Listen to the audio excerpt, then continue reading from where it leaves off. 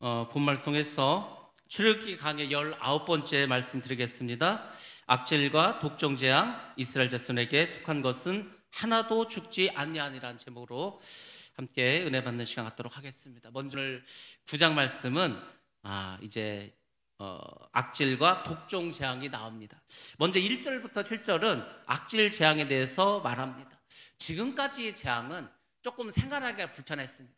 개구리가 여기저기서 튀어나오고 파리가 막 여기저기서 막 들끓고 막 좀 힘들고 고통스럽지 그렇게 어려운 그런 재앙은 아니었습니다. 근데 지금부터는 이제 심각해집니다. 바로 인간과 또 생축의 생명에 직접적으로 위협을 강하는 그런 재앙들이 시작됩니다. 그리고 8절부터 12절에는 애국 사람에게 이제 위험한 질병, 몸에서 이제 독종이 나오는 그런 재앙이 이르게 됩니다. 왜냐하면 이 사람들이 이스라엘 백성들을 엄청 괴롭혔습니다. 일제시대 때 일본 사람들이 조선 사람과 괴롭히듯이 400년 동안 이스라엘 백성들을 엄청 힘들게 하지 않았습니까? 그래서 이 사람들이 이제 그 죄값을 치르는 것이 이제 쭉 나오게 됩니다. 아무튼 오늘도 두 가지 재앙을 이제 말씀드릴 건데 10가지 재앙이 있지 않습니까? 하나하나 재앙에 다 의미가 있으니까 여러분들이 왜 그렇게 하나님 자꾸 재앙을 내리실까 한번 말씀을 통해서 잘 깨달으시고, 그럼 나는 재앙을 안 받기 위해서, 우리는 재앙을 안 받기 위해서 또 어떻게 할 것인가 기억하시기 바랍니다. 브라질에 있는 어떤 노인이 이 오토바이에다가 뒤에다가 이제 모래 주머니를 이렇게 쌓아가지고 이제 콜롬비아 바로 이제 붙어 있는 나라죠. 그 국경을 통과하면서 이렇게 지나갔습니다. 그러니까 이제 세관원이 막는 거예요. 이 사람이 뭔가 지금 밀수를 하는 것 같아. 근데 이제 그 모래 주머니에 숨기지 않았을까 싶어가지고 그 모래 주머니를 탁 이렇게 뒤집어 봅니다. 근데 모래 주머니에 뭐 숨긴 게 없어. 그래서 그냥 통과시킵니다. 그렇게 해서 한 달 동안을 하루가 멀다고 매일 그렇게 오토바이에다가 모래 주머니를 싣고서 이렇게 갔습니다. 근데 아무리 생각을 해도 이 세관원을 볼 때 뭔가가 있어. 뭔가 지금 저 사람이 밀수를 하는 것 같은데 찾아내지 못하는 거. 아무리 찾아도 그 모래 주머니에는 아무것도 없습니다. 그래서 이제 이렇게 말합니다. 내가 책임도 묻지 않고 벌금도 내리지 않을 테니까 내가 너무 답답해서 그러는데 솔직하게 말해보라고. 당신 지금 밀수하고 있죠. 그러니까 이 사람이, 이 노인이 쭈삣쭈삣하면서 그렇다고. 도대체 뭘 밀수하길래 이렇게 안 붙잡히냐고 했습니다. 자, 퀴즈입니다. 여러분들, 이 브라질의 노인은 뭘 밀수했을까요? 답이 없네. 너무 어렵게 생각하시는데. 예? 뭐요? 모래. 모래 그거 해가지고 돈이 되나? 여전히 그렇구나. 이걸 좀 어려운 문제라고. 사실 이게 영어 지문에도 예전에 나와갖고 제가 이렇게 아이들하고 풀었던 문제인데 오토바이였습니다. 오토바이. 그러니까 잘 보시기 바랍니다. 이 세관원은 오토바이 거라는 건 전혀 생각을 못한 거예요.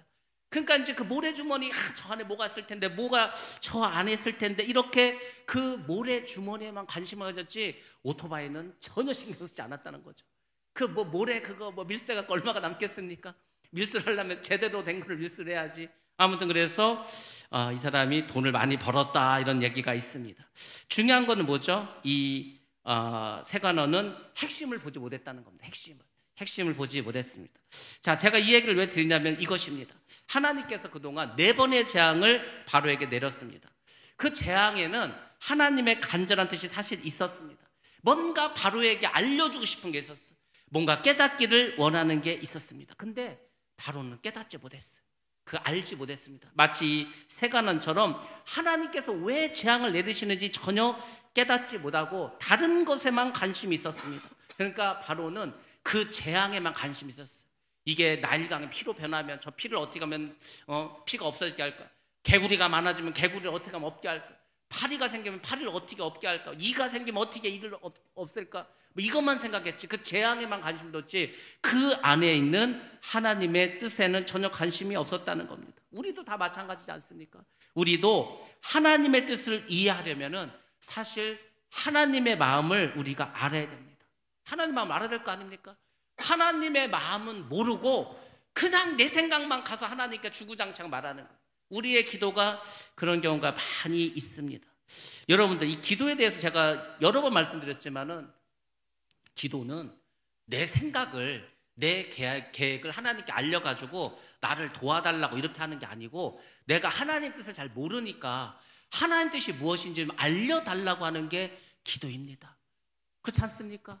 그러니까 우리가 기도를 하는 목적을 잘 생각하셔야 됩니다. 내 생각을 자꾸 말하는 게 아니고 하나님께서 뭐라고 말씀하시는가, 이것을 잘 기억하셔야 됩니다. 그래서 사실 많은 분들이 잘못된 기도를 하고 있어요. 잘못된 기도. 제가 요새 이렇게 가만히 느끼면서 생각하는 건 뭐냐면, 잘못된 기도의 사례 중에서 아주 대표적인 게 뭔지 아십니까? 대표적인 거, 어떤 문제가 생겼어. 뭘 결정해야 돼. 근데 이제 우린 대부분 이렇게 얘기하죠. 그러면은 기도해 보시라고. 기도해 보세요.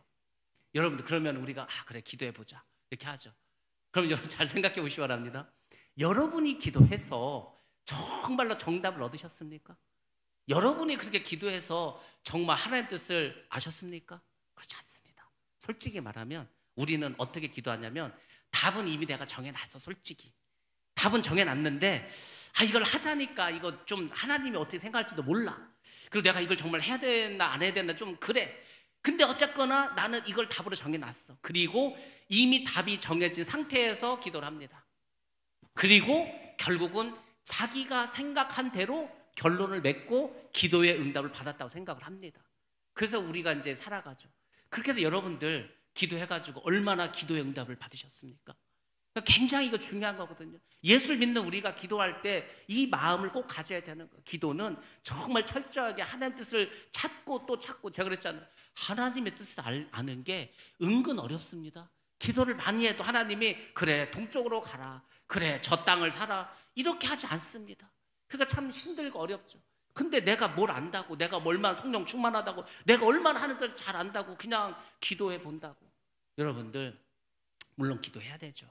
기도해야 되는데 정말 중요한 것은 하나님의 응답은 여러 곳으로 옵니다. 우리가 기도할 때 응답을 주실 수도 있고, 어떤 환경을 통해서도 올 수 있고, 내가 깨닫지 못하면 하나님이 그냥 일을 그렇게 끌고 가 버립니다. 하나님의 뜻으로 그냥 끌고 간다니까요. 저도 그런 경험을 많이 했습니다. 이게 도대체 기도를 해도 하나님이 답을 안 주시는 것 같아. 이렇게 해야 될까 저렇게 해야 될까 고민을 합니다. 그렇게 고민하면서 계속 기도를 해. 그러면은 하나님이 결국은 하나님 뜻대로 끌고 가더라고. 나중에 시간이 지나면 깨닫습니다. 이게 하나님 뜻이었구나. 여러분들, 그래서 우리가 섣불리 결론을 내리고 기도해서는 안 됩니다. 우리는 정확하고 올바르게 하나님 뜻을 깨달으셔야 됩니다. 지금 이 바로는 전혀 하나님 뜻을 깨닫지 못하고 있습니다. 하나님께서 이 바로에게 하신 말씀은 무엇입니까? 지금 5번째 이제 재앙을 하나님께 내리려고 이렇게 하는데, 그렇게 재앙을 내리시는 하나님의 마음을 사실 알아야 됩니다. 근데 그것을 바로가 깨닫지 못합니다. 하나님은 사실 간절한 뜻을 이 바로에게 가지고 있습니다. 근데 바로가 전혀 그것을 알지 못하고 있다는 겁니다. 자, 그래서 오늘 말씀을 통해서 도대체 하나님 뜻은 무엇이고 바로는 왜 하나님 뜻을 깨닫지 못했을까? 우리 말씀을 통해서 한번 오늘 주님의 은혜를 받도록 하겠습니다. 먼저 1절부터 3절 말씀입니다. 여러분들 한번 보시기 바랍니다. 자, 하나님께서 반복해서 내 백성을 보내라고 말씀해 주고 있습니다. 하나님은 내 백성이 누굽니까? 이스라엘이죠. 이스라엘 백성은 하나님의 백성이라는 겁니다. 하나님의 백성은 어떻게 되어 있죠? 하나님을 섬기기를 원한다는 겁니다. 그래서 이제 하나님께서 처음에는 뭐라고 했냐면, 야, 이스라엘 백성들을 광야로 보내라. 거기서 희생제사를 드리게 해라. 이렇게 이제 요구하셨는데, 이제 하나님의 말씀이 바뀌었습니다. 희생제사가 아니고 하나님을 섬기라는 거, 이제 나오란 얘기죠. 이제 완전히. 그래서 하나님이 이제 하나님 뜻을 점점 말씀해 주고 있습니다. 자, 근데 만약에 바로가 이렇게 내보내라고 하는데도 불구하고 바로가 내보내지 않고 하나님 말씀 듣지 않으면 하나님께서 뭐라고 하십니까? 벌을 내리신다고 그랬죠. 네가 이스라엘 백성을 억지로 잡아두면은 더 강력한 재앙을 내리겠다고 이렇게 암시를 해주셨습니다. 그게 뭡니까? 그 애굽 사람들이 가지고 있는 가축을 죽이겠다는 겁니다. 이 생축이라는 거고, 원어로 보면은 이 가축이 어떤 의미를 갖고 있냐면, 이 사람들이 돈 주고 샀다는 겁니다. 돈 주고 샀으니까 자기 재산이죠. 그러니까 어떻게 된가? 하나님께서 경제를 치시겠다는 겁니다. 뭐 우리가 지금 올 하반기가 되면은 전 세계적으로 아주 경제 위기가 오고, 내년에는 뭐 전쟁이 일어날 수도 있고 뭐 그런 얘기 계속 나오고 있지 않습니까? 그런 것처럼 하나님께서는 미리 경고를 주시고 준비를 시키시는 겁니다. 그러니까 너 자꾸 말 듣지 않고 우리 백성, 내 백성을 보내지 않으면 너희들 그 가축들 다 죽이겠다, 이렇게 말합니다. 그래서 실제로 그렇게 하셨죠. 그래서 전염병이 돌게 했습니다. 뭐 구제역 같은 어떤 전염병 돌아가지고 이 가축이 다 죽어버렸습니다. 물론 애굽 땅에 있는 모든 가축이 다 죽은 것은 아니고 들에 나와 있는 그런 어떤 가축들이 죽었다는 걸 우리가 알 수 있습니다. 그래서 도대체 누가 죽었나? 말과 나귀와 그리고 낙타, 소와 양이 죽었습니다. 말과 나귀와 낙타는 뭘 의미합니까? 교통수단입니다. 사람들이 어디 다니려면은 이걸 말을 타고 가야 되지 않겠습니까? 물건을 싣고 가려면 나귀와 낙타에다 싣고 가지 않습니까? 이 교통수단입니다. 그리고 군사력을 의미합니다. 전쟁이 나면은 말 타고 빨리 가가지고 막 전쟁해야 될 거 아닙니까? 근데 그 가축을 다 쳐버리겠다는 거예요. 군사력도 약화시키겠다는 거죠. 그리고 소와 양. 소와 양은 뭐 물론 육식으로도 먹지만 소와 양은 또 어떤 역할을 합니까? 바로 우상에게 바치는 제물입니다. 이 애굽 사람들이 섬겼던 소의 신이 있는데 암소의 신이 하도르고 황소의 신이 아피스라는 신입니다. 그러니까 이 소를 죽임으로 해서 너희들이 섬기는 그 암소신, 황소신 그거 아무것도 아니야. 나한테는 그거 세 발의 피야. 이거 하나님께서 보여주시겠다는 겁니다. 그러니까 하나님의 의도는 간단합니다. 너희들에게 교통과 경제를 마비시키겠다는 겁니다. 우상 숭배하는 거 철저하게 심판하겠다는 겁니다. 너희가 섬기는 그 신, 그 아무것도 아닌 거 내가 보여주겠다는 겁니다. 그리고 하나님께서 절대적인 통치력을 가지고 있다는 것을 보여주겠다고 그렇게 하나님 말씀하시는 겁니다. 우상 숭배는 사실 바로가 했지만 뭐 죽음을 당한 것은 짐승이 죽임을 당하고 말았습니다. 그래서 하여튼 들판에 있는 그런 모든 가축들이 다 죽고 말았습니다. 지금까지는 그 재앙이 뭐였습니까? 그냥 생활하는데 좀 귀찮고 생활하는데 좀 고통스럽고 힘든 그런 거라고 하지 않았습니까? 근데 처음으로 이제 생명을 죽이는 그런 재앙이 시작되고 말았습니다. 하나님은 사실 하루라도 더 바로에 대한 심판을 연기시키고 싶었습니다. 사실은. 그러니까 우리가 하나님 마음을 잘 알아야 되는 거예요. 하나님이 우리가 생각할 때는 하나님은 그 바로 그 애굽의 왕이지 않습니까? 이스라엘을 막 고통스럽게 하지 않습니까? 그러니까 하나님 입장에서 바로를 막 원수로 생각해서 하루라도 빨리 막 죽이고 막 멸망시키고 막 그럴 것 같죠. 근데 그렇지 않았다는 겁니다. 하나님께서는 하루 더 시간을 줍니다. 그러니까 이제 돌이키라는 거죠. 내 백성을 내놓겠다고 말하라는 거죠. 그래서 실제로 재앙은 하루 더 시간을 주시고 연기해 주십니다. 회개하라는 거죠. 그러니까 하나님은 지금도 우리에게 이렇게 하나님의 사랑을 보여주시는 겁니다. 우리가 여러분 솔직히 하나님의 사랑 잘 못 느끼시죠? 하나님이 나를 사랑하는 거 잘 모르시죠? 여러분들이 언제 은혜 받았다고 한지 아십니까? 언제 내 믿음이 이렇게 새로워지고 더 깊어지는지 아십니까? 하나님이 나를 사랑하는 게 저절로 느껴지는 거예요. 마치 우리가 철이 언제 됩니까? 그 부모님이 나에게 먹여주고 재워주고 입혀주고 학교 보내주는 게 그 당연한 걸로 생각했는데 그게 당연한 게 아니라는 걸 깨달을 때가 있습니다. 아, 우리 부모님이 고생해서 나를 학교 보내시고 나를 이렇게 키워주셨구나. 그걸 깨달을 때 철이 들지 않습니까? 우리가 정말 하나님의 은혜, 하나님의 사랑을 경험하고 체험했다는 것은 나도 모르게 그 맨날 말로만 들었던 하나님의 사랑이 정말로 와닿는 거예요. 내 심령 가운데서. 그러면 그 사람은 은혜 받은 겁니다. 이제 성령께서 역사하시기 시작하는 겁니다. 그러니까 지금 하나님께서는 사실 바로가 그렇게 되기를 원하고 있었습니다. 지옥을 면하게 하고 싶었습니다. 근데 그렇게 하지 않았다는 거죠. 이 세상에 많은 사람들이 다 똑같습니다. 그렇게 하나님이 기회를 주고 그렇게 시간을 주고 회개할 수 있는 많은 기회를 줬는데도 다 놓치고 맙니다. 우리가 가끔씩 막 속보로 뜨지 않습니까? 뭐 비행기가 추락했다, 배가 그냥 파손해가지고 바다에 막 잠겨버렸다, 교통사고 나가지고 막 무슨 지하철에서 불이 나고 터널이 무너지고 막 이런 거 나오지 않습니까? 많은 사건 사고로 사람들이 죽습니다. 재앙이죠. 아무도 예언하지도 못하고 예견하지도 못했던 그 재앙이 누군가에게는 나타났습니다. 여러분들은 그런 것을 보면서 뭘 생각하십니까?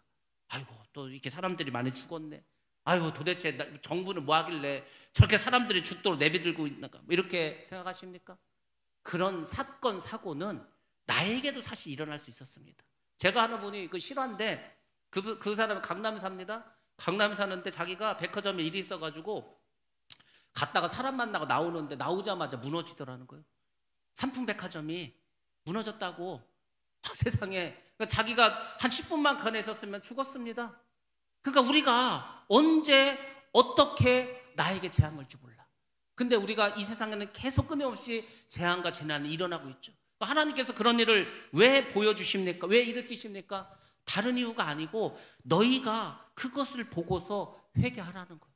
너희가 마음을 새롭게 하라는 겁니다. 그러니까 그런 일이 벌어졌을 때 하나님, 나에게도 이런 일이 벌어질 수 있었는데 내가 아니라 다른 사람 저렇게 해서 내가 그 죽음을 보고서 제가 정신이 번쩍 듭니다. 제가 정말 이제는 말씀대로 믿음대로 막 살아가겠습니다. 그렇게 한번 깨달으라는 거예요. 그게 아니면 그 재앙이 여러분에게 닥칩니다. 하나님은 여러분에게라도 닥쳐서 좀 제발 깨달으라는 거예요. 지금 계속해서 바로에게 재앙을 주는 것은 다른 이유가 없고 회개하라는 거예요. 회개하면 너 살려주겠다는 겁니다. 멸망시키지 않겠다고 계속해서 그렇게 하는데 바로가 말을 듣지 않죠. 마치 오늘날에 믿지 않는 사람들하고 똑같이 믿으라고 아무리 전도를 하고 얘기를 해도 다음에 어디 있습니까? 언제 죽을지도 모르는데. 그래서 우리가 이런 재앙을 보고서 깨달으셔야 되는 거예요. 새로워지셔야 됩니다. 나도 언제든 죽을 수 있구나. 그것을 바라보시고 더 믿음으로 결단하시고 은혜로 살아가는 여러분 다 되시길 주의 이름으로 축복합니다.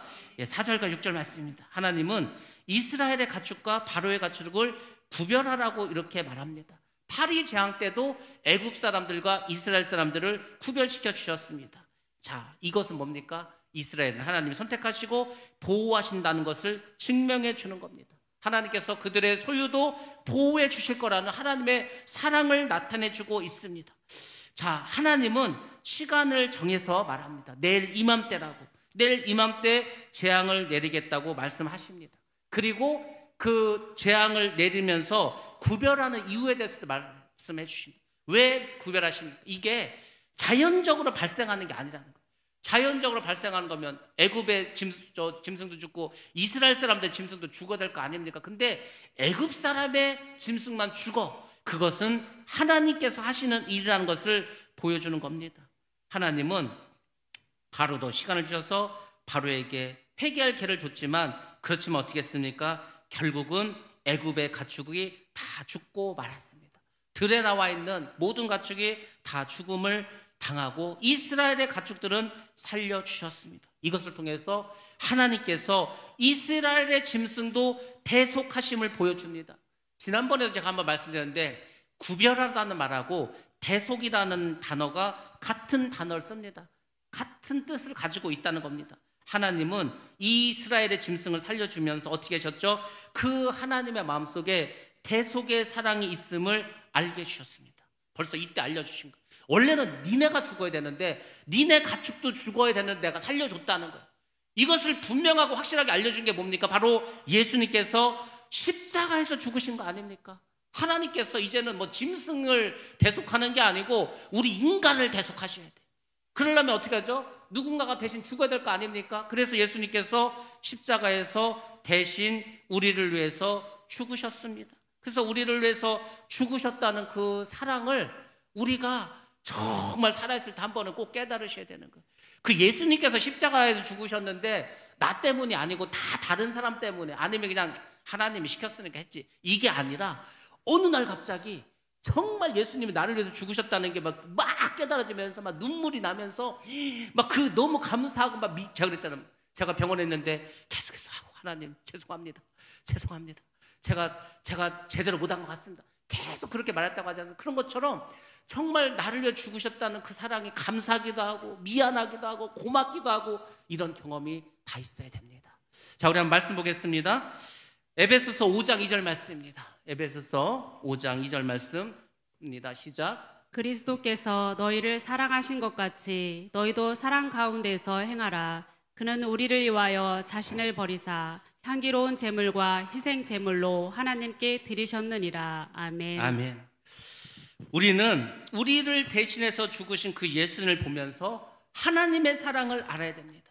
그리고 우리의 죄를 회개할 수 있는 그런 사람이 되어야 합니다. 그걸 어떻게 하냐면 날마다 하셔야 돼. 날마다. 이게 회개는 사실 날마다, 여러분들 매일 세수하지 않습니까? 매일 밥 먹지 않습니까? 그런 것처럼 날마다 하셔야 됩니다. 한 번 하고 끝나는 게 아니에요. 그래서 날마다 새로운 사람이 돼야 합니다. 그 사람이 뭔지 아십니까? 향기로운 사람이 되는 겁니다. 우리가 매일 샤워를 하고 매일 몸에 향수를 뿌리고 그 사람 어떤 사람입니까? 향기로운 사람이지 않습니까? 똑같습니다. 우리의 죄를 달마다 회개해.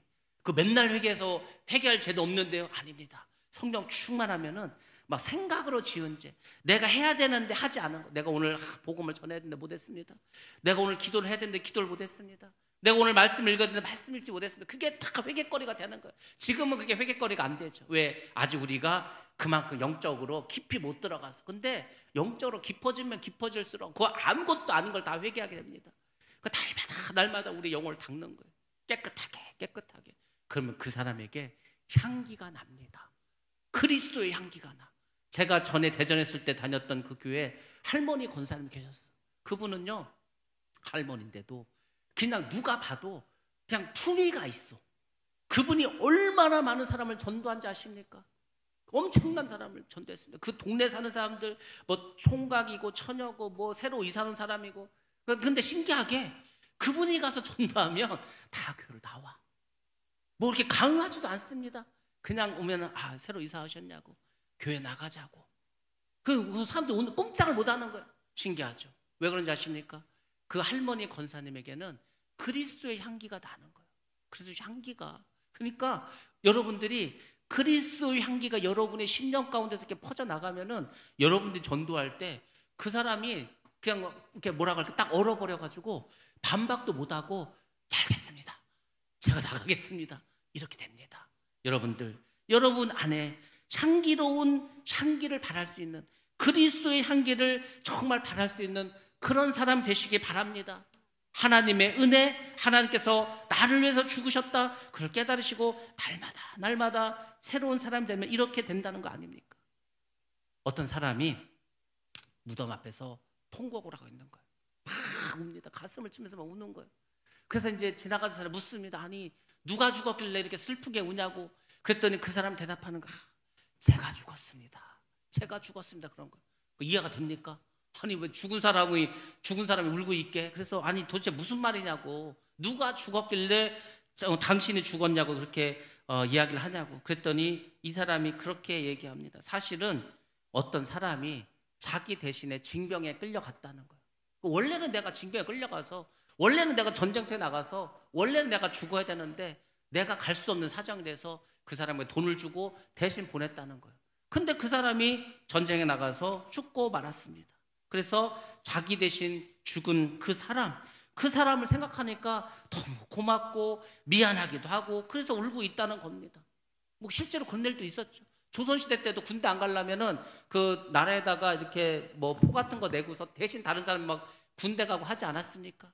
뭐 그런 일들이 있었습니다. 6.25 때도 아마 있었을 때고 일제시대 때도 있었을 것입니다. 그러니까 내 대신 죽은 거예요. 원래 내가 죽어야 되는데, 그 무덤 속에 내가 들어가서 누워 있어야 되는데 나 대신 간 그 사람 죽은 거 아닙니까?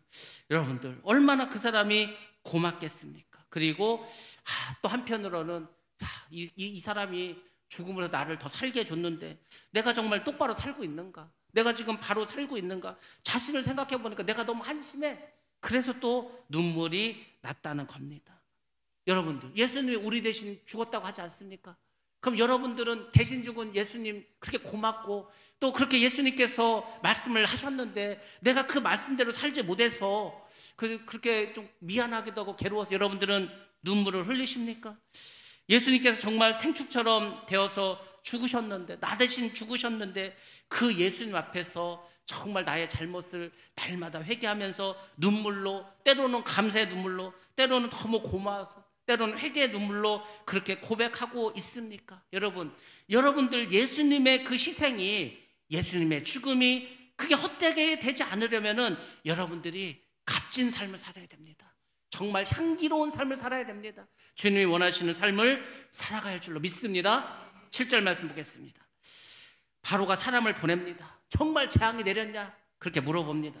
그랬더니 어떻게 됩니까? 정말 이스라엘의 가축들은 죽지 않고 애굽의 가축들만 다 죽었다는 것을 확인하게 됩니다. 자, 이 정도 되면 바로가 회개할 만도 한데 여전히 회개하지 않습니다. 그리고 이스라엘 백성도 보내지 않습니다. 하나님이 조금만 봐주면, 하나님께서 조금 자비를 베풀어 주시면 다시 바로는 범죄를 정하는 거예요. 지금 이 앞전에 4번의 재앙도 다 뭐라고 했습니까? 자기가 그러면 하나님 뜻대로 하겠다고 해놓고서 하지 않아서 지금 5번째 재앙을 맞지 않았습니까? 그러니까 지금 하나님께서 심판하신 이 공의를 알지 못하고 바로는 계속해서 거역을 하고 있습니다. 마치 우리처럼. 그렇게 우리도 그렇지 않습니까? 죄를 짓고 절대 짓지 말아야지. 또 짓습니다. 배부르고 등 따시면 그렇게 되는 거예요. 제가 그렇게 지난주 수요일 날 이 시간대였을 때도 얼마나 배가 아팠는지 아주 막 죽는 줄 알았습니다. 일주일밖에 지나지 않았어요. 오늘 병원 가서 그걸 이제 뽑아냈습니다. 옛날에는 꼬맸는데 지금 꼬매지 않고 그 스탬플러 같이 호치케스 같은 걸 이렇게 딱딱 찍습니다. 그걸 뽑아냈어. 일주일밖에 안 지났어. 근데 별로 안 아파. 그러니까 자꾸 딴 생각하더라고. 아니 지난주만 하더라도 하나님께 주님께 죄송하기도 하고 미안하기도 하고 고맙기도 하고 막 그렇게 막 눈물 흘렸는데 지금 언제 그랬냐는 듯이 일주일밖에 안 됐는데 다 우리가 그렇게 살아가고 있더라고. 바로도 마찬가지지 않겠습니까? 하나님께서 또 재앙을 걷어가면은 언제 그랬냐는 듯이 그렇게 합니다.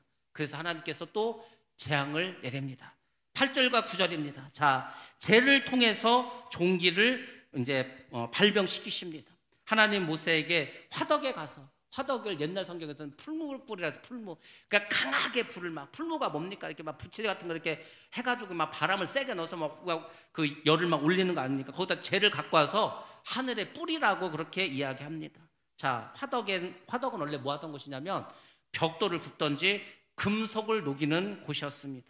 그러니까 이제 그 재는 완전히 바짝 타가지고 거의 먼지처럼 되지 않겠습니까? 그래서 막 거기에 있는 모든 세균이 다 죽어있는 멸균 상태입니다. 멸균. 이 재는 아무런 균이 없습니다. 왜? 완전히 다 태워버렸기 때문에. 그래서 예전에 이 재를 가지고 질병을 치료하는 데도 썼습니다. 재를 가지고 나무 같은 거 태워서 그 재를 가지고 질병을 고친 데 쓰고, 우리 양잿물 만들 때도 재로 만들지 않습니까? 양잿물.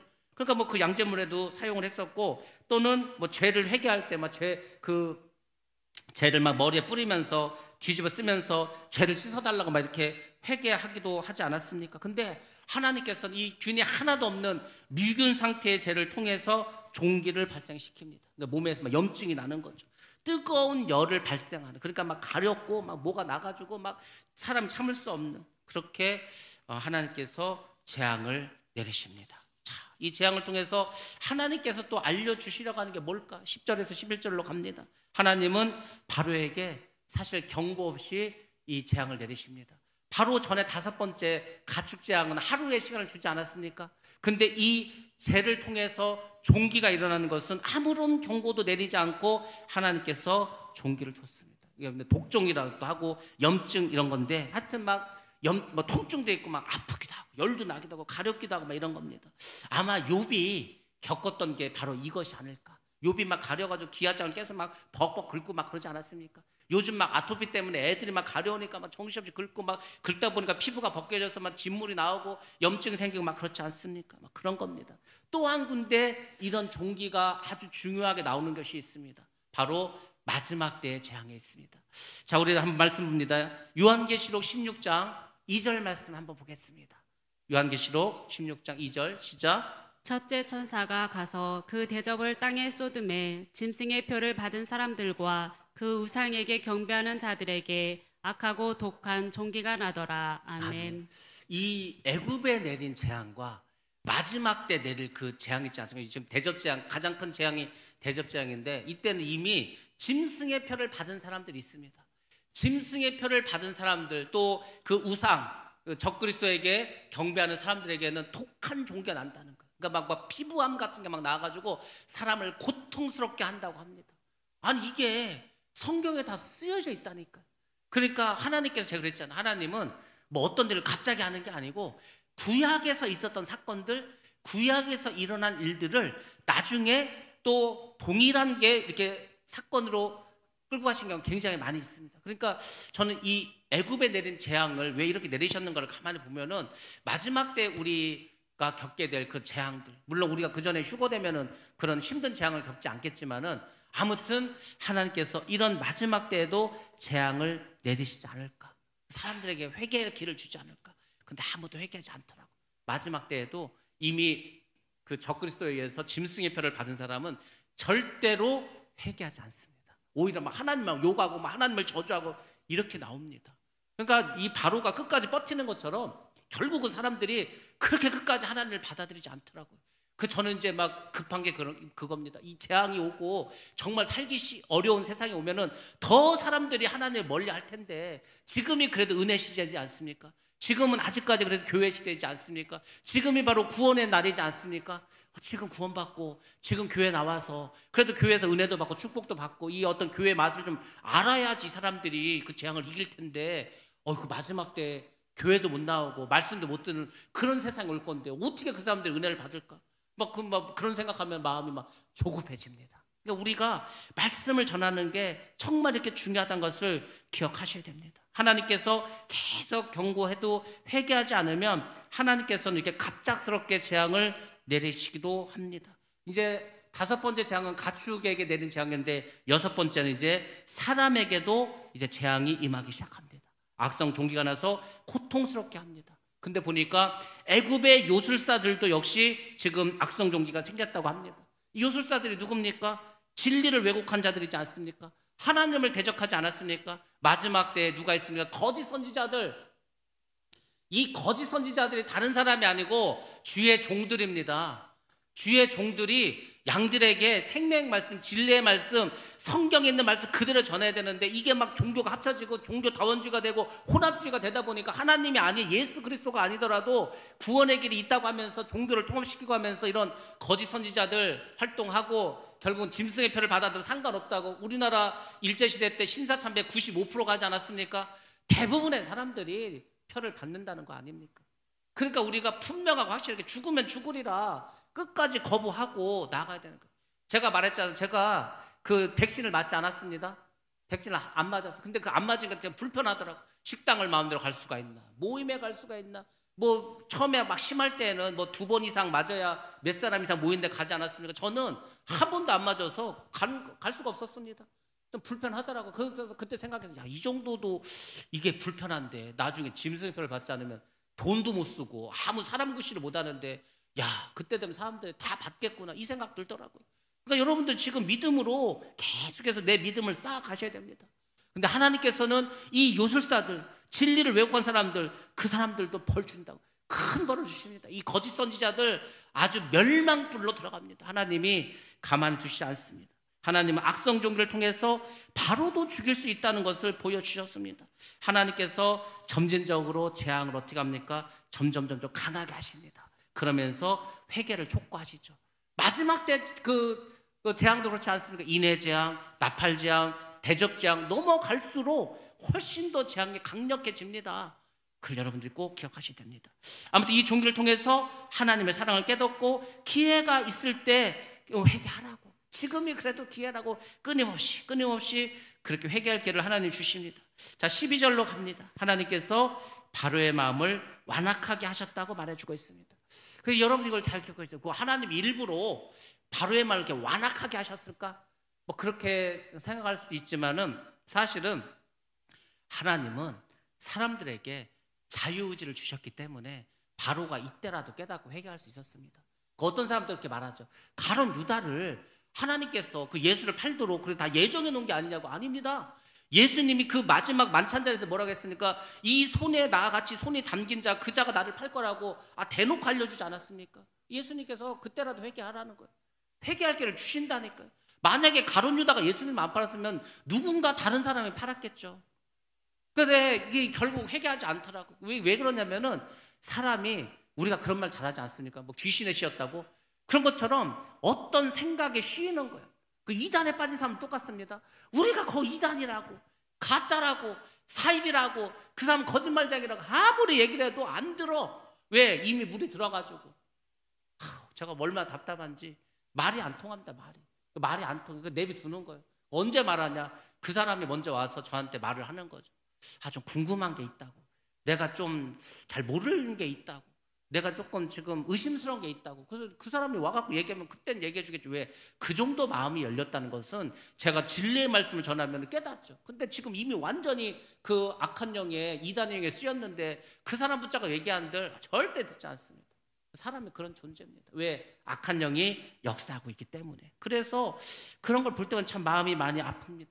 뭐 정명석 그쪽도 마찬가지예요. JMS 그쪽 사람들도 다 마찬가지입니다. 지금 이렇게 언론에서 뭐 방송에서 끊임없이 나와도 뭐 핍박받는 거라는 거. 뭐 할 얘기 있습니까? 자기 그 선생님이 핍박받는 중이라는 거. 죄가 없는데 저 사람들이 돈 뜯어내려고 그 거짓말로 그렇게 했다고. 그 말이 됩니까? 뭐 한두 명도 아니고. 그러니까 참 그렇게 사람이 어리석습니다. 어리석어. 지금 바로가 얼마나 어리석습니까? 우리가 볼 때도 아니 지금 이 정도를 두들겨 맞았는데도 끝까지 회개를 하지 않는가? 근데 하나님께서 바로가 그렇게 완악해 지는 것을 그냥 뒀다는 거죠. 왜 그렇습니까? 하나님이 바로도 창조하셨습니다. 하나님이 창조주시 아십니까? 뭐 바로는 뭐 하늘에서 뚝 떨어졌습니까? 바로는 뭐 사탄이 났습니까? 아닙니다. 바로도 하나님이 창조하셨습니다. 하나님께서 창조하셨으니까 하나님께서 바로를 책임지시겠다는 겁니다. 바로 스스로가 회개하고 돌이키며 용서해주고, 그렇지 않으면 그 악으로 인해서 멸망당할 거라고 그렇게 말해주는 거 아닙니까? 이스라엘 사람들의 입장에서는 어떻습니까? 하나님께서 뭐 책임져 줄 거니까 그냥 하나님만 믿고 순종하고 따라가기만 하면 되지 않습니까? 우리도 다 마찬가지입니다. 우리도 북한이라는 존재가 있지 않습니까? 북한. 저 북한만 어떻게 저 열리면 우리가 지금 선진국 대열에 들어가고 막 모든 우리나라 문제들이 해결될 게 굉장히 많은데 지금 북한이만 저런 상태로 있습니다. 그러니까 하나님이 북한을 책임지시겠다는 거예요. 하나님이 뭐 김일성이든 김정은이든 뭐 누가 됐던 간에 그냥 하나님께서 다 역사하시고 때가 되면 하나님께서 책임져 주시겠다는 거죠. 책임져 주시는 건 뭐겠습니까? 북한이 뭐 개방된다는 거죠. 전쟁이 통해서 개방이 되던 뭐가 되던 간에 개방을 시켜서 통일한국을 만들고 마지막 때 한국을 하나님께서 멋지게 사용하시고 그렇게 해야 되겠다는 거 아닙니까? 여러분들 우리가 잘 보시기 바랍니다. 2차 세계대전이 끝나고 1948년에 많은 신생국들이 나왔습니다. 많은 나라들이 독립했습니다. 왜냐하면 미국이 2차 세계대전을 이기고 가만히 보니까 그 전에 제국주의자들 뭐 영국, 프랑스, 뭐 그 러시아 할 거 없이 많은 그런 식민지들이 있지 않았습니까? 식민지 다 독립시켜주고 이제 각자 알아서 살게 해주자. 그렇게 해서 이제 뭐 민족 자결주의 막 이렇게 선포하면서 미국이 다 이렇게 식민지를 풀어주지 않았습니까? 그때 이제 많은 나라들, 아프리카, 아시아에 있는 나라들이 뭐 했습니까? 독립을 하고 식민지에서 벗어났습니다. 근데 그때 독립한 신생국들 중에도 물론 그 뒤에 막 60년대 독립한 나라도 있고 70년대 독립한 나라들도 있는데 그 나라들 중에서 지금 선진국이 된 나라는 딱 두 나라입니다. 한국하고 이스라엘. 한국하고 이스라엘만 그렇게 됐습니다. 뭐 물론 이스라엘은 처음에 생길 때 뭐 미국에서 이제 많이 오고 그렇게 해서 꼭 후진국이 안 해줘. 한국은 진짜 못 살았습니다. 그 제가 말하자면 저는 그게 가면 갈수록 요새 그 세대차를 느끼면서 그 생각합니다. 할아버지 세대는 후진국에서만 살았어. 전쟁 나고 못 살고 막 진짜 밥 굶고. 그리고 이제 아버지 세대 뭐 저 정도 세대겠죠. 저 정도 세대는 그냥 그렇게 뭐 엄청 못 산 것도 아니고 잘 산 것도 아니고 그냥 딱 중진국 사는 것 같아. 그렇지 않습니까? 이제 뭐 $10,000 조금 넘고 뭐 이 정도 80년대 90년대 뭐 그렇게 살았죠. 나름 X세대입니다. 그래도 저도 지금 세대가 이제 MZ세대죠. MZ세대는 태어나 보니까 나라가 선진국. 여러분 우리나라가 지금 뭐 솔직히 생활 수준으로 보면 세계 몇 위 정도 할 것 같습니다. 우리나라가요 뭐 가전제품이나 자동차나 이렇게 먹고 사는 거는 세계 한 5손가락 정도 안에 듭니다. 아니면 미국보다 더 잘 사는 거예요. 요즘 제가 TV를 보면 느끼는 게 뭐냐면 유럽 사람들이 한국에 오면 다 깜짝 놀라는 거예요. 아니 한국에는 왜 이렇게 좋냐는 거예요. 이게 뭐 아파트를 초대해서 가봤다. 아파트도 아니야. 원룸 정도인데도 깜짝 놀라는 거예요. 아니 거기에 막 가전제품이 별게 다 들어가 있어. 유럽은 지금 우리가 볼 때는요 우리나라 시골 보는 것 같아. 유럽인데 아니 유럽이 우리보다 그 생활 수준이 많이 떨어집니다. 뭐 먹고 사는 거 그런 거 볼 때 물가는 비싸고 별로 뭐는 없고 우리는 텔레비도 막 75인치 85인치 막 그런 거 갖다 놓지 않습니까? 세탁기도 막 아래 위층으로 돼 있어가지고 그냥 건조기까지 다 딸렸지 않습니까? 냉장고 컴퓨터 다 들어가서 뭐 떨어지면 알아서 막 저희 뭐 신청해주고 뭐 600만 원 700만 원 800만 원 막 그러지 않습니까? 자동차 뭐 지금 현대 기아에서 나온 자동차 얼마나 디자인이 멋있어. 저는 옛날 생각하면 야 이게 또 완전 다 수입차 수준이야. 아니 외국차보다 더 멋있는 게 많은 것 같아. 아니 지금 이렇게 됐다가 나라가 그러니까 지금 20대 뭐 있던 이런 애들은 그냥 원래 선진국에 태어나서 원래 이렇게 잘 사는 줄 아는데 절대 그렇지 않습니다. 우리가 잘 사는 이유가 있다니까. 지금 K-팝이 어느 정도인지 아십니까? 어지간한 빌보드 차트에 막 한국 가수들이 막 뭐 지금 청소년뿐만이 아니라 어른들도 정치인들도 BTS를 모르는 사람이 어디 있습니까? 아프리카 애들도 압니다. 미국 대통령도 전부 다 압니다. 그러니까 이게 갑자기 왜 이렇게 됐을까? 뭐 간단합니다. 하나님께서 우리를 마지막 때 사용하려고. 우리를 사용하는 길은 딴 게 없습니다. 북한이 어쨌거나 열려야 되는 거예요. 북한이 통일돼야 되는 거 아닙니까? 그러니까 우리가 그거를 보고 나아가는 거예요. 지금 우리 젊은이들이나 우리가 낙심하고 좌절할 게 없습니다. 우리는 할 일이 너무 많아요. 지금 통일되면 당장에 얼마나 나라가 우리나라가 거의 G2까지 갑니다. 세계 두 번째로 잘 산, 미국 다음으로 잘 사는 나라가 될 수 있다니까. 인구 1억 가까이 될 테고, 자원 북한에 어마어마하게 많고, 이 세상에서 제일 좋은 히토류는 북한에 다 묻혀 있고, 그 히토류가 뭐 하는 겁니까? 그걸로 그 전기차 만드는 배터리 만들지 않습니까? 그러니까 지금 하나님께서 우리를 사용하기 위해서 지금 하여튼 다 준비해 놓고 있지 않습니까? 그러니까 이게 우리가 교회가 자꾸 이게 쭈를 게 아니야. 우리 교회 지금 1,000만, 1,500만, 2,000만 넘어가야 된다니까요. 근데 지금 아프리카만도 못하고 있으니, 기독교인이 1,000만도 안 되고 있으니, 우리가 여러분들이 깨달으셔야 되는 거예요. 아니, 이 세상 얼마 남지 않았다니까. 불과 몇십 년 남았을 겁니다. 그때 여러분들이 지금부터 잘 준비하셔서, 믿음으로 준비하셔서 쓰임받아야 될 거 아닙니까? 네. 하여튼 여러분들 기도하시면서 주님께 주신 이 말씀을 잘 깨달으시기 바랍니다. 자, 말씀 보겠습니다. 에스겔서 33장 11절 말씀 한번 보겠습니다.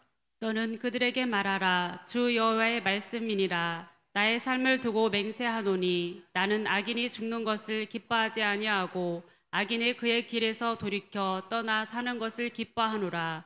이스라엘 족속아, 돌이키고 돌이키라. 너희 악한 길에서 떠나라. 어찌 죽고자 하느냐 하셨다 하라. 아멘. 아멘. 우리 생각에는 하나님께서 우리 원수들을 다 죽이시고 미워하시고 이럴 것 같은데, 하나님 그렇지 않습니다. 하나님이 뭐라고 하셨습니까? 하나님은 악인이 죽는 것을 기뻐하지 않는다고 말씀하십니다. 악인이 그 길에서 돌이켜 떠나 사는 것을 기뻐하신다고 말하고 있습니다. 하나님은 모든 사람이 구원받기를 원하십니다. 하나님은 엄청난 인내심을 가지고 지금 여러분을 사랑하고 있습니다. 그리고 회개하길 바라고 계시고, 오죽하면 예수님 십자가에서 죽이기까지 하시면서 그 창조주로서의 책임감을 다 감당하셨는지 여러분들이 깨달으셔야 돼요. 제가 사실 병원에 있으면서 크게 깨달은 게 하나 있습니다. 정말 이거는 저도 새롭게 깨달았어요. 우리 여러분들에게 이제 그걸 알려드리려고 합니다. 제가 병원에 이렇게 있는데 갑자기 그 생각이 들더라고요. 주님과 이제 아주 둘만 있으니까 이제 깊은 교제를 하면서 그런 생각을 했어요. 하나님께서 우리가 이제 하나님을 사랑합니다. 하나님 하면서 엄청 우리가 하나님을 찾고 영광 돌립니다 이렇게 하지 않습니까? 근데 이제 하나님의 마음을 저한테 좀 알려주는 것도 하나님 어떤 마음이시 이런 거. 야, 나는 사람에게 관심이 많어. 그런 말씀 주시는 거. 사람에게 하나님이 나는 사람에게 관심이 많어. 그게 무슨 말씀인가를 한번 잘 생각해 봤습니다. 하나님은 지금도 믿지 않는 불신자에게 관심이 많이 있다는 거예요. 물론 우리가 하나님께 영광 돌립니다. 하나님께 예배를 드리고 하나님을 찬양하고 이렇게 하지 않습니까? 근데 지금 한번 생각해 봤어. 우리는 틀림없이 성경에서는 뭐라고 했습니까? 하나님을 사랑하고 내 이웃을 내 몸과 같이 사랑하라고. 예수님께서는 뭐라고 했습니까? 마지막에 새 계명을 주노니 서로 사랑하라. 내가 너희를 사랑한 것처럼 서로 사랑하라 하면서, 그 하나님도 가만히 보시면은 인간에 대한 사랑을 우리한테 되게 많이 강조했어. 근데 제가 가만히 생각해 봤습니다. 우리는 사람에 대해서 별로 관심이 없습니다. 성도들끼리도. 그걸 제가 깨달았어요, 이번에. 그렇구나. 우리가 눈만 뜨면 하나님 찬양합니다. 하나님 영광 돌립니다. 그래서 하나님한테는 엄청 관심이 많은데 사람에게 별 관심이 없더라고. 그러니까 전도를 안 하는 거야. 그러니까 우리 성도들 중에 누가 아프고 누가 힘들고 할 때 그냥 한두 번 이렇게 연락하고 하지만은 별로 이렇게 관심이 없습니다. 그걸 하나님 이번에 깨닫게 주시는 거예요. 그러면서 그 마음을 주시는 거예요. 하나님 아버지의 마음에는 찬양도 있지 않습니까? 그렇더라고. 하나님은 모든 관심이 사람에게 있어. 믿지 않는 사람에게 있어. 악인에게 있습니다. 저 영혼 어떻게든지 구원해야 되는데, 저 영혼 어떻게든지 회개하고 구원받아야 되는데, 여기에 온통 관심이 가 있더라고. 근데 우리는 정작 관심이 없어. 관심이 없으니까 전도를 안 하는 겁니다. 정말 우리가 주님의 마음처럼 그렇게 사람에게 관심이 있다면 전도할 수밖에 없습니다. 지금 하나님도 막 사람에 대한 관심이 너무 많고 사람을 막 어찌간지 구원해야 되니까 예수님까지 보내지 않았습니까? 뭐 근데 우리는 그런 게 없다고 지금. 그게 없어. 그렇구나. 우리가 하나님께서 정말 기뻐하시는 것은 악인에 대해서 그들이 회개하고 돌아오는 거구나. 근데 우리는 악인들에 대해서 관심이 없습니다. 오히려 저 빨리 안 죽나? 저거 저주받지 않나? 뭐 이 생각만 하지 않습니까? 근데 하나님 마음은 그게 아니더라고. 하나님은 어찌하든지 빨리 구원받길 원하는 거예요. 우리도 다 마찬가지다. 우리도 예수를 믿기 전에 하나님을 대적하고 하나님과 원수된 자지 않았습니까? 그때 하나님께서 우리를 죽이셨으면 우리 다 지옥불에 떨어지지 않았습니까? 그러니까 지금도 역시 지옥불에 떨어진 영혼들이 많어. 전부 하나님의 관심이 거기가 있습니다. 그래서 제가 십계명을 생각해봤어요. 십계명이 10개지 않습니까? 근데 하나님과 관련된 건 4개예요. 사람과 관련된 건 6개죠. 그러니까 십계명도 사람에 대한 관심이 더 많은 거예요. 지금 하나님은 온통 생각이 거기에 가 있습니다. 좀 때가 가까이 오니까 더 이제 하나님이 급하다고 하지 않았습니까? 그렇구나. 우리가 정말 영혼 살리는 일에 이제 모든 것을 정말 내놓고 이렇게 살아야 되겠구나. 이 생각이 들더라고요. 왜? 너무 관심이 없어. 여러분들, 하나님의 마음은 다른 데 있는 게 아니고 믿지 않는 자가 예수를 믿고 구원받는 데 있습니다. 근데 그걸 누가 하냐고. 하나님이 하십니까? 하나님 어떻게 해? 그 믿지를 않는데. 그러니까 먼저 믿은 우리가 그들에게 하나님을 전해야 될 거 아닙니까? 그 전하는 일을 해야 되는 거예요. 이게 안 하면 죄를 짓는 겁니다, 사실은. 왜? 주님의 명령도 그거 하지 않아요. 땅끝까지 이뤄 내 증인이 하지 않았습니까? 근데 우리가 지금 땅끝까지 이뤄 주의 증인이 되고 그 증인이 되고 있습니까? 지금 우리가 어찌 보면 이방에게 가가지고 예수를 믿지 않는 사람 다 이방이지 않습니까? 그들에게 복음을 전하고 예수를 믿게 되는데 그렇게 하지 않더라고. 그래서 그렇구나. 더 사람에 관심을 가져야 되겠구나. 믿지 않는 사람에게도 관심을 갖고 우리 성도들에게도 관심을 갖고 우리가 정말 주님의 마음이 뭔가를 다시 한번 깨달아야 되겠다, 이 생각을 하게 되었습니다. 여러분들, 여러분의 주변에 있는 모든 사람들에게 더 관심을 가지시기 바랍니다. 어찌하든지 그들이 예수를 믿을 수 있도록 힘써 기도하시기 바랍니다. 그게 하나님 뜻이에요. 다른 게 아니더라도, 다른 게 아닌데 그 나머지 이 집을 팔까 살까, 이 땅을 살까 팔까, 그거는 알아서 하셔도 돼.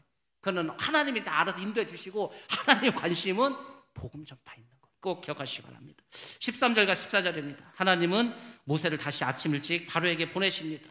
다시 하나님의 백성을 보내라고 이야기합니다. 그들이 하나님을 섬길 수 있도록 그렇게 말씀을 전하라고 합니다. 그리고 여호와 하나님의 사랑과 능력을 나타내 주십니다. 그러니까 결국 하나님께서 이 재앙을 내리시는 그 목적에 대해서 말씀을 주셨는데, 그 목적은 이겁니다. 온 천하에 하나님과 같은 이가 없음을 알게 해주시는 것. 세상 천지, 그 당시에 하나님을 알고 여호와를 아는 민족이 누가 있었겠습니까? 이스라엘밖에 더 있습니까? 그러니까 이제 온 천하에 최고의 신, 유일한 신, 절대적인 신, 누구에게도 필적할 수 없는 신 여호와 하나님밖에 없다, 이것을 알게 해주는 겁니다. 온 천하에 여호와 하나님의 사랑과 능력을 나타내려고자 하는 것, 이것이 바로 하나님이 재앙을 내리시는 뜻이었습니다. 여호와 같이 능력과 사랑에 있는 하나님은 이 세상에 없다. 모든 기적과 어떤 기사도 역시 하나님 앞에 나와서 무릎 꿇고 경배하라는 겁니다. 하나님을 받아들이라는 것, 이것이 하나님의 뜻이었습니다. 자, 15절과 16절입니다. 하나님은 사실 단번에 돌림병 한 번으로 바로를 죽일 수 있었습니다. 그렇지만 끝까지 살려주십니다. 그 이유는 뭐라고 했습니까? 바로를 통해서 하나님의 능력을 보이시고 여호와의 이름을 온 천하에 전파하려는 것이었습니다. 바로가 근데 아직까지 살아 있습니다. 그렇죠? 하나님이 이제 더 이상 내가 멸시할 분이 아니라 이것을 깨달을 수 있도록 계속해서 기회를 주십니다. 오늘날의 불신자 다 마찬가지입니다. 하나님께서 하루 더 기회를 주는 거예요. 너 하루 더 시간을 줄 테니까 빨리 회개하고 예수를 믿으라고 기회를 주는 겁니다. 우리에게도 기회를 주는 겁니다. 야, 너 내가 하루 더 시간 줄 테니까 빨리 가서 복음 전해라. 저 사람 죽기 전에, 네가 죽기 전에 복음 전해라, 이거지 않습니까? 우리가 살아있는 이유는 다른 것이 아닙니다. 물론 우리가 살아있으니까 시집가고 장가가고 자식도 낳고 집도 사고 잘 먹고 잘 살기, 잘 살아야 되겠죠. 근데 그게 다가 아니라는 겁니다. 우리의 삶의 목적은 하나님의 이름을 드러내는 것입니다.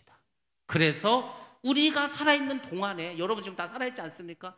살아있는 동안 여러분이 힘써야 될 건 뭐냐면 하나님의 이름을 드러내기 위해서 힘써야 된다는 겁니다. 그럼 하나님 이름을 뭐 이 교회 안에서만 예배드리고 찬양하고 기도해서 하나님의 이름을 드러내는 게 그게 아닙니다. 이 교회 밖을 나가셔서 복음을 전파해야 하나님의 이름을 드러내는 겁니다. 그게 믿음으로 살아가는 겁니다. 그게 하나님께 영광 돌리는 삶이 되는 겁니다. 하나님은 여러분을 통해서, 우리를 통해서 이 일을 하려고 하십니다. 하나님 우리를 사랑하십니다. 우리를 복주시기도 원하고 계십니다. 마지막 때 우리를 의의 도구로 사용하실 겁니다. 마지막에 쓰임받는 남종과 여종으로 만들어 주실 겁니다. 여러분도, 우리 교회도, 이 나라와 이 민족도 사용해 주실 줄로 믿습니다. 그러므로 여러분들 힘을 내시고 다시금 믿음을 업그레이드 시키시고 주님의 오심을 고대하면서 우리에게 주신 이 사명을 잘 감당할 수 있는 그런 저와 여러분 되시기를 주님의 이름으로 축원합니다.